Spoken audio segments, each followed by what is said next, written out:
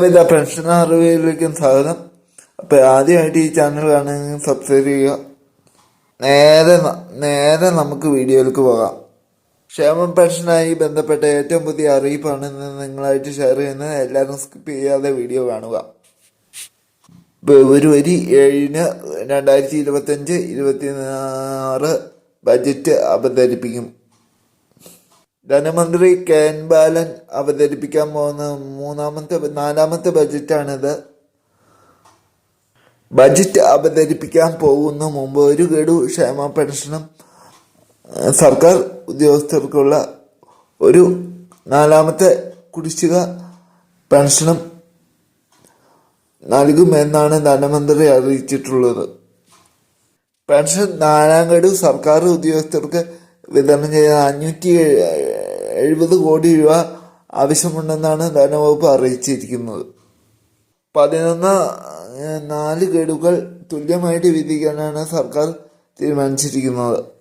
ഇതിൽ 3 ഗഡുക്കൾ പെൻഷൻകാർക്ക് വിതരണം ചെയ്ത് കഴിഞ്ഞു. അതുപോലെ മറ്റ് പ്രധാനപ്പെട്ട അറിവുകൾ നോക്കാം. പെൻഷൻ പട്ടികയിൽ 60 വയസ്സ് പൂർത്തിയായവർക്ക് പുതിയതായി പെൻഷൻ പട്ടികയിൽ അപേക്ഷിക്കാം. കൂടുതൽ കാര്യങ്ങൾ അടുത്തുള്ള അക്ഷയ സെൻ്ററായിട്ട് ബന്ധപ്പെട്ട നിങ്ങൾക്ക് കൂടുതൽ കാര്യങ്ങൾ അവർ പറഞ്ഞു തരും. അതുപോലെ തന്നെ 50 വയസ്സ് കഴിഞ്ഞ വിവാഹം കഴിക്കാത്ത സ്ത്രീകൾക്ക് അവിവാഹിത പെൻഷനും, അതുപോലെ തന്നെ കല്യാണം കഴിഞ്ഞ് ഭർത്താവ് മരണപ്പെട്ട സ്ത്രീകൾക്ക് വിധവ പെൻഷന് അപേക്ഷിക്കാം. പുതിയ പെൻഷന് എ.പി.യിൽ കാണുന്ന വി.പി.യിൽ കാണുന്ന പ്രായവ്യത്യാസം ഒന്നും ഇല്ല. ആകെ ഒരു നിബന്ധന മാസവരുമാനം 1 ലക്ഷത്തിൽ താഴെ ആയിരിക്കണം. 4 ചക്ര വാഹനം 2000 സ്ക്വയർ ഫീറ്റിന് മുകളിൽ വീടിന് വിസ്തീർണം ഉണ്ടാവാൻ പാടില്ല. വീട്ടിൽ AC ഉണ്ടാവാൻ പാടില്ല. പിന്നെ 2 ഏക്കറിൽ കൂടുതൽ സ്ഥലം ഉണ്ടാവാൻ പാടില്ല പേരിൽ. ഇതൊക്കെയാണ് നിബന്ധനകൾ. 2 ഏക്കറിൽ കൂടുതൽ ഭൂമി ഉണ്ടാവാൻ പാടില്ല. ഇവയൊക്കെ പെൻഷൻ വാങ്ങിക്കുന്നവർ മാനദണ്ഡങ്ങളാണ്. പുതിയതായിട്ട് വന്നു ചേരുന്ന ആൾക്കാരുടെ മാനദണ്ഡങ്ങളാണ്. പെൻഷന് അർഹതയുള്ള ആളുകൾ മാത്രം എത്രയും പെട്ടെന്ന് അപേക്ഷിക്കാൻ വേണ്ടി ശ്രദ്ധിക്കുക. വീണ്ടും അടുത്ത വീഡിയോ ആയിട്ട് കാണാം.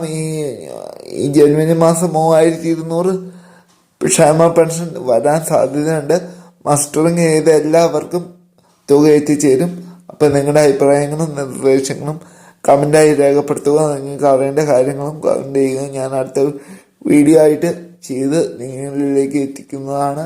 അപ്പോൾ എന്നും 5 മണിക്ക് ലൈവ് വരാൻ വേണ്ടി ശ്രമിക്കേണ്ട. അപ്പോൾ നിങ്ങൾക്ക് സംശയം കാര്യങ്ങളൊക്കെ ചോദിക്കാം.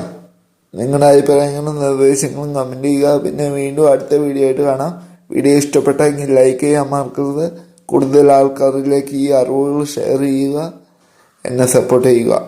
സത്യസന്ധമായ കാര്യങ്ങൾ മാത്രമാണ് ഈ ചാനലിലൂടെ ഞാൻ പുറത്തുവിടുകയുള്ളൂ.